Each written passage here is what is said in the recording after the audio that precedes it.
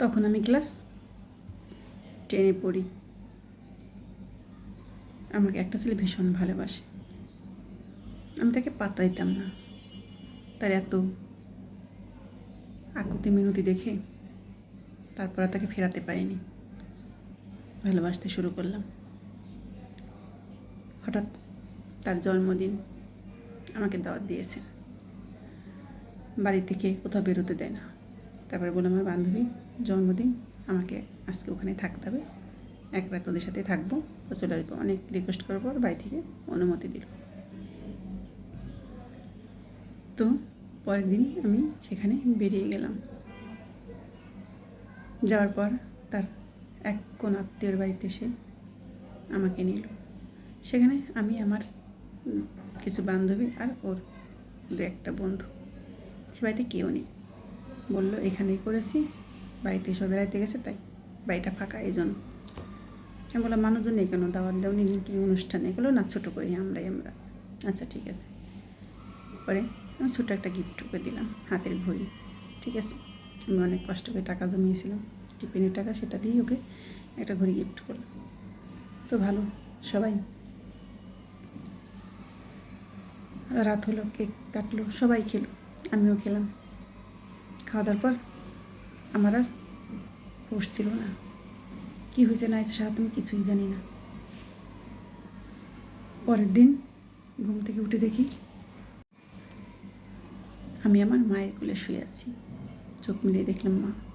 বললাম আমি এখানে আসলাম কী করে? বলো তোর বান্ধবীরা পেয়ে গেছে, তুই অজ্ঞান হয়ে গেছিলি, শরীরটা খারাপ, শরীরটা খুব ব্যথা, মাথা ঝিমঝিম করছে। তারপর দিন স্কুলে গেলাম, কাউকে দেখতে পেলাম না, কারো সারা শব্দ নেই। যার জন্মদিন খেতে গেলাম তাকেও দেখতে পেলাম না, ফোন দিয়েছি রিসিভ করছে না। তারপর দিন আবার বান্ধবীর সাথে দেখা, বান্ধবীরা আমাকে এড়িয়ে চললো, কথা বললো না। আমি বললাম কী হয়েছে, হঠাৎ আমি কী অপরাধ করলাম, সবাই আমাকে এড়িয়ে চলছে কেন? বুঝতে পারলাম না। তাকে ফোন দিয়েছি, সে ধরছে না। বললাম এক রাতের ভিতরে কী হলো? আমারও কেমন যেন লাগছিল শরীরটার ভিতরে, বুঝতে পারছিলাম না কী হলো। এভাবে সবাই দূরে সরে গেল কেন? কী অপরাধ আমার? তার কিছুদিন পর আমার শরীরটা আরও অসুস্থ হয়ে যায়, বমি হয়, মাথা ঘোরায়।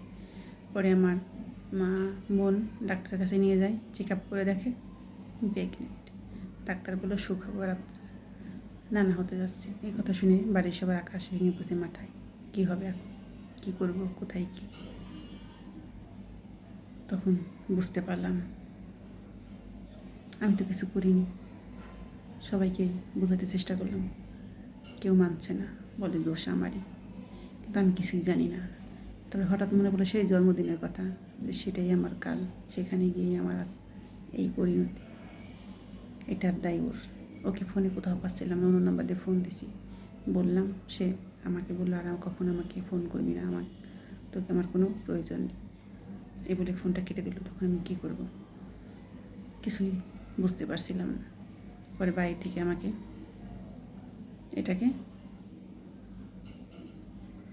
নষ্ট করতে হবে বলে, কিছু করার নেই, বাধ্য হলাম। কিন্তু ওষুধ খেয়েও সেটা নষ্ট হচ্ছিল না।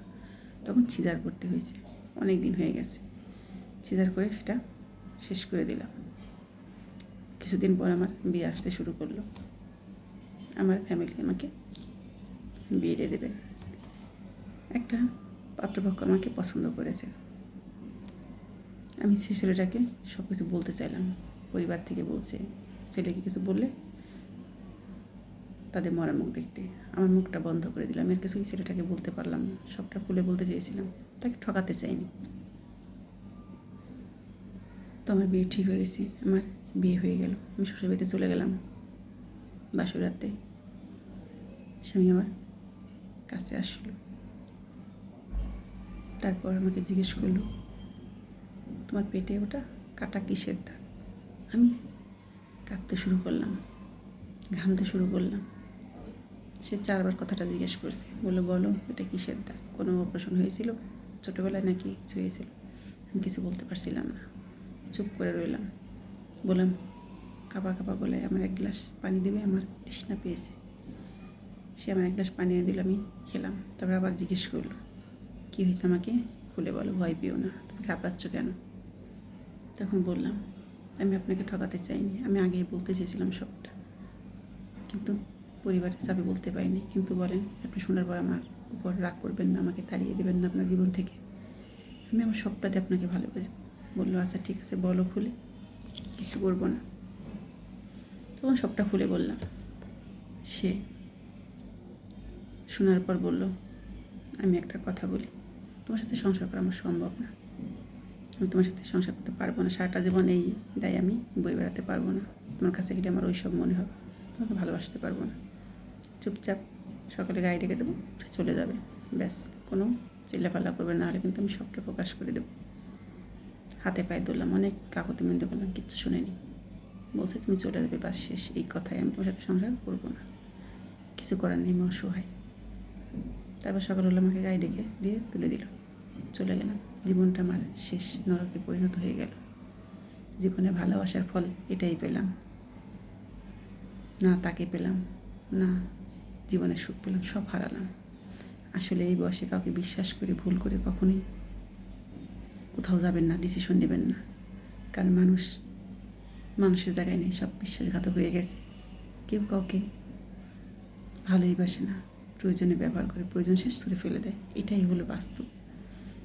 তাই জেনে বুঝে মানুষ চিনে সম্পর্ক করবেন।